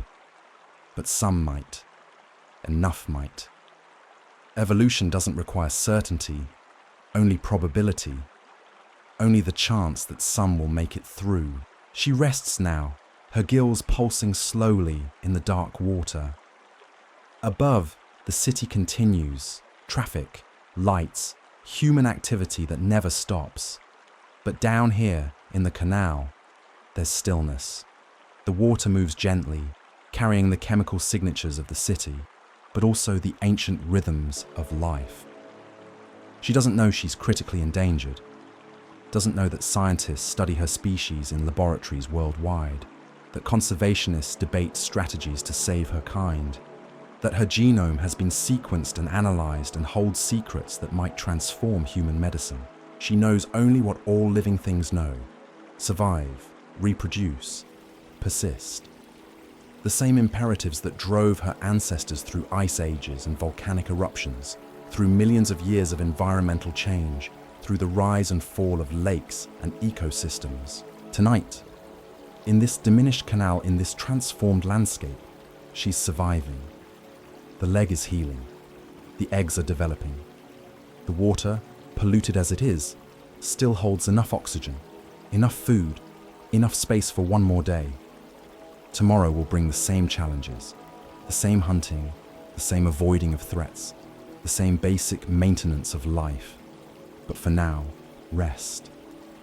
The eternal rest that comes at the end of a day, before the cycle begins again. The water is cool and dark and quiet. And in that quiet, something ancient persists. Something that refuses to give up, refuses to disappear, refuses to accept extinction as inevitable. Just as Axolotl transformed to escape death, the axolotl transforms every injury into healing, every ending into beginning. It's the ultimate act of biological defiance, to regenerate, to persist, to endure. Let's see what the future might hold for this remarkable creature. The future of the axolotl likely follows one of several paths. In the most optimistic scenario, conservation efforts succeed. Habitat restoration reaches a tipping point where water quality and ecosystem function improve sufficiently for wild populations to stabilize and grow. Invasive species are controlled to manageable levels. The community of Xochimilco becomes deeply invested in axolotl survival, creating a model for urban conservation worldwide. In this future, axolotls return to Xochimilco's canals in sustainable numbers. Not the millions that once existed, perhaps, but enough to maintain genetic diversity, to fulfill their ecological role, to persist as wild creatures in their ancestral home. Ecotourism flourishes, providing economic incentive for continued protection. Children in Xochimilco grow up seeing axolotls, learning about them, carrying forward the cultural connection. Simultaneously, research continues. The insights gained from axolotl biology transform medicine. Regenerative therapies based on axolotl pathways become standard treatments for spinal injuries, heart damage, limb loss. The creature that almost vanished becomes the foundation for a revolution in human healing. A middle path sees wild axolotls persisting in limited, managed environments. Certain sections of Xochimilco canals become essentially outdoor aquariums, carefully controlled, invasive species-free zones where small populations survive under constant human supervision. It's not true wildness, but it's not captivity either. It's a compromise, a recognition that in the Anthropocene, this current era of human-dominated Earth, many species will survive only with active management. The axolotl becomes a symbol of this new relationship between humans and nature, where preservation requires partnership. Research continues to benefit from these semi-wild populations, which maintain behaviors and adaptations that purely captive axolotls might lose. Conservation technology improves, perhaps eventually allowing for expansion of protected areas or even reintroduction to restored lakes elsewhere in the Valley of Mexico. The pessimistic scenario is extinction in the wild within the next decade. Despite conservation efforts, the challenges prove insurmountable. Water pollution continues to worsen. Invasive species can't be controlled. Climate change alters water availability in unpredictable ways. The wild population, already tiny and fragmented, collapses. In this future, axolotls persist only in captivity, in research facilities, zoos, and private aquariums. They remain valuable to science, continue to inform medical research, perhaps even contribute to the regenerative medicine breakthroughs. But they exist as domesticated organisms, fully dependent on human care, no longer shaped by natural selection in their original environment. This would be a profound loss, not just of a species in the wild, but of an entire evolutionary lineage in its natural context. The axolotl that survives would be a shadow, a tool, a pet, no longer the creature that Xolotl became when diving into the ancient lakes. Which future arrives depends on choices being made now. Funding decisions, policy implementations, community engagement, research priorities, individual actions. The axolotl's fate isn't predetermined. It's being determined day by day by human decisions. And perhaps that's fitting. For a creature so intertwined with human culture and science, whose mythology speaks of transformation and escape, whose biology promises medical miracles, the ultimate irony might be that humans decide its survival. Xolotl fled the gods and transformed to escape sacrifice. The axolotl, his living legacy, can't flee. The canals where it exists are surrounded by a city of 20 million people. There's nowhere to run, no final transformation that will save it. Its survival requires something harder than escape. It requires us to transform our relationship with nature, our priorities, our willingness to preserve what we've nearly destroyed. The axolotl has shown us how to regenerate damaged tissue. Now, it asks us to regenerate damaged ecosystems, damaged relationships, damaged responsibilities. Can we do it? The answer will be written in the canals of Xochimilco, in conservation decisions made in government offices, in research conducted in laboratories, in choices made by communities and individuals who decide that this strange, wonderful, impossible creature deserves a future. The axolotl survived 20 million years of environmental change through adaptation and resilience. Whether it survives the next 20 years depends on whether we can adapt too. Whether we can become the kind of species that preserves rather than destroys, that regenerates rather than depletes. The creature that defies death is asking us to help it live. The question is whether we'll answer.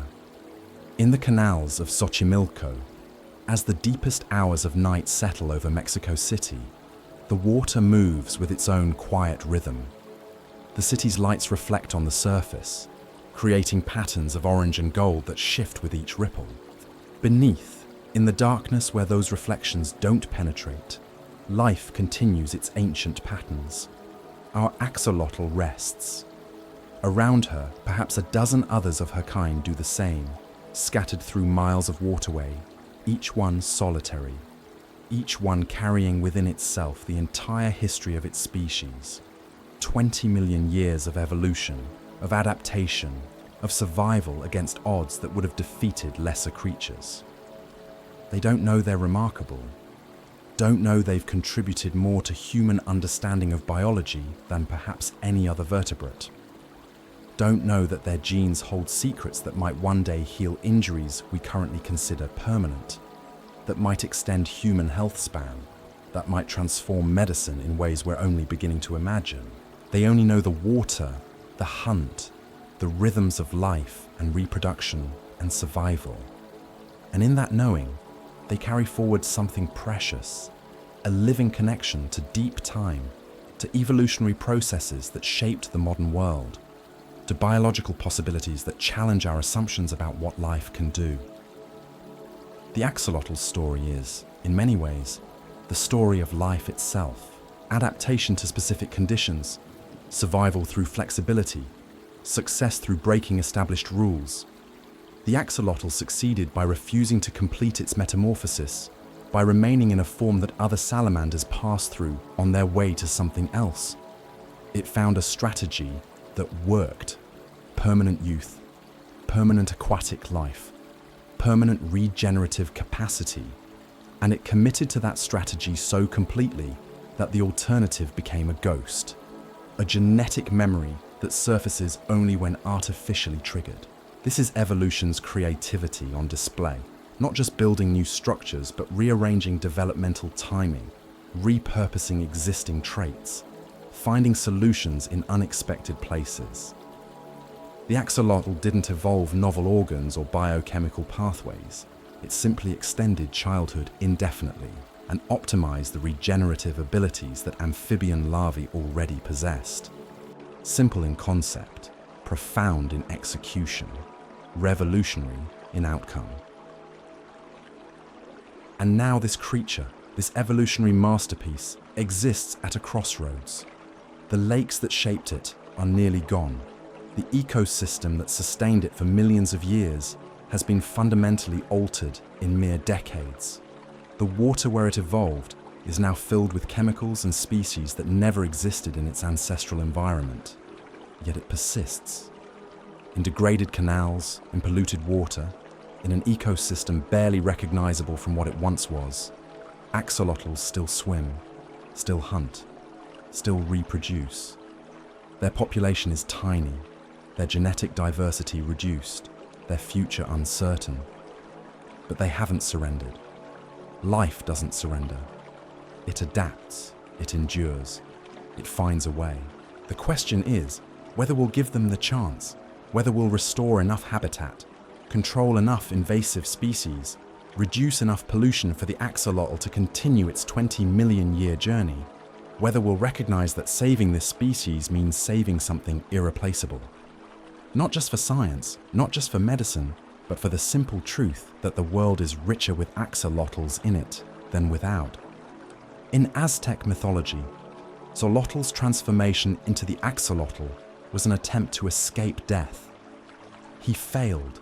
The gods found him even in his aquatic form and threw him into the sacrificial fire. But the creature he became lived on, swimming in Mexican lakes long after the Aztec Empire fell, long after the myth itself was nearly forgotten. Perhaps there's a different ending available now. Perhaps the axolotl doesn't have to follow Xolotl's fate. Perhaps transformation, real transformation, in how humans relate to the natural world can write a different conclusion. The axolotl showed us that animals thought to have lost the ability to regenerate still carry the instructions for it, dormant in their genes. Perhaps we still carry the instructions for living in balance with nature, dormant in our cultures, waiting to be reactivated. The creature that refuses to grow up is teaching us one final lesson: that maturity isn't abandoning what we once were, but preserving the best of it, while adapting to new realities. The axolotl kept its juvenile form and thrived. Can we keep our sense of wonder, our capacity for care, our willingness to protect the vulnerable, even as we build cities and transform landscapes? Tonight, in the canals of Xochimilco, a small population of axolotls continues its existence. They hunt in murky water. They regenerate their injuries. They reproduce, creating the next generation against improbable odds. They do what they've always done, what their ancestors did in clearer waters and healthier ecosystems. They persist. And in that persistence, there's something worth protecting, not just for what they can teach us about regeneration or aging or development, not just for the medical breakthroughs they might enable, but for what they represent: life's resilience, evolution's creativity, nature's capacity to surprise us with solutions we never imagined. The axolotl is impossible. It defies the rules. It refuses to conform to our expectations of how salamanders should develop, how animals should heal, how evolution should progress. And yet it exists, swimming through dark water, regenerating what's damaged, persisting in the face of challenges that would extinct most species. If we can save the axolotl, we prove that extinction isn't inevitable, that human-caused environmental damage can be reversed, that even in the Anthropocene, even in the age of the sixth mass extinction, conservation can succeed. If we fail, we lose more than a species. We lose proof that we can be better, that we can regenerate what we've damaged, just as the axolotl regenerates its limbs. The choice is ours. The axolotl has done its part, survived for 20 million years, contributed to human knowledge, inspired wonder in everyone who encounters it. Now it's our turn to transform not into something new, but into something we should have been all along. A species that preserves as well as it builds, that protects as well as it discovers, that ensures the creatures we share this planet with have a future. In the depths of a Xochimilco canal, our axolotl settles into the soft sediment. Her gills pulse gently. Her regenerating leg, nearly complete now, rests against her body. Inside her, hundreds of eggs continue their development, each one carrying the potential for another generation. Above, the city sleeps, or tries to. Millions of people, each with their own concerns, their own challenges, their own lives to live. Most don't know the axolotl exists. Most will never see one. But their choices, collectively, will determine whether this creature survives or vanishes. The water moves. The night deepens, and in the darkness, life continues. The axolotl that defies evolution and death itself rests in the element that has sustained it since the Miocene. Tomorrow it will hunt again. It will heal again. It will face another day in a changed world with the same strategies that have always worked: patience, regeneration, persistence. 20 million years of evolution didn't prepare it for invasive fish or chemical pollution or habitat destruction, but 20 million years of evolution gave it something equally valuable: the ability to heal, to endure, to survive. Whether that's enough, only time will tell. The canal grows quiet. The city's reflected lights shimmer and fade as the water stills. And beneath the surface, in water that connects to ancient lakes, now vanished, the water monster of Axolotl dreams its timeless dreams. Dreams of clear water, of abundant prey, of lakes stretching to horizons. Dreams encoded in genes, in instincts, in the deep memory of a species that remembers what was and carries it forward into what is. Let those dreams carry you now, into rest, into peace, into the quiet that comes when stories end and sleep begins. The axolotl will be there in the morning, still regenerating, still persisting, still defying the odds, still teaching us that impossibility is just another challenge to overcome, that transformation comes in many forms, and that life, however improbable, finds a way. Rest now. The water is calm, the night is deep, and in the darkness, somewhere between sleeping and waking, you can almost hear it. The gentle movement of water over soft sediment, the pulse of gills extracting oxygen, the quiet persistence of life that refuses to surrender. The axolotl endures. Let that endurance guide you through the night. Let its patience slow your breathing. Let its regenerative power remind you that healing happens, that damage can be repaired, that tomorrow offers another chance. The canal waters flow, the city lights fade, and sleep at last arrives. The sounds of Xochimilco at night, water lapping against canal walls, the distant call of a night heron, the soft movement of aquatic plants swaying in gentle current, the almost imperceptible sound of an axolotl's gills pulsing in the darkness. These sounds continue. They've continued for millions of years. They'll continue through the night. Let them carry you deeper. Let the rhythms of water and breath and ancient persistence guide you into rest. The axolotl swims through darkness. You drift into sleep. Both journeys continue. Both lead toward morning. But for now, only the quiet. Only the water. Only the eternal rhythm of life persisting against all odds. Rest well.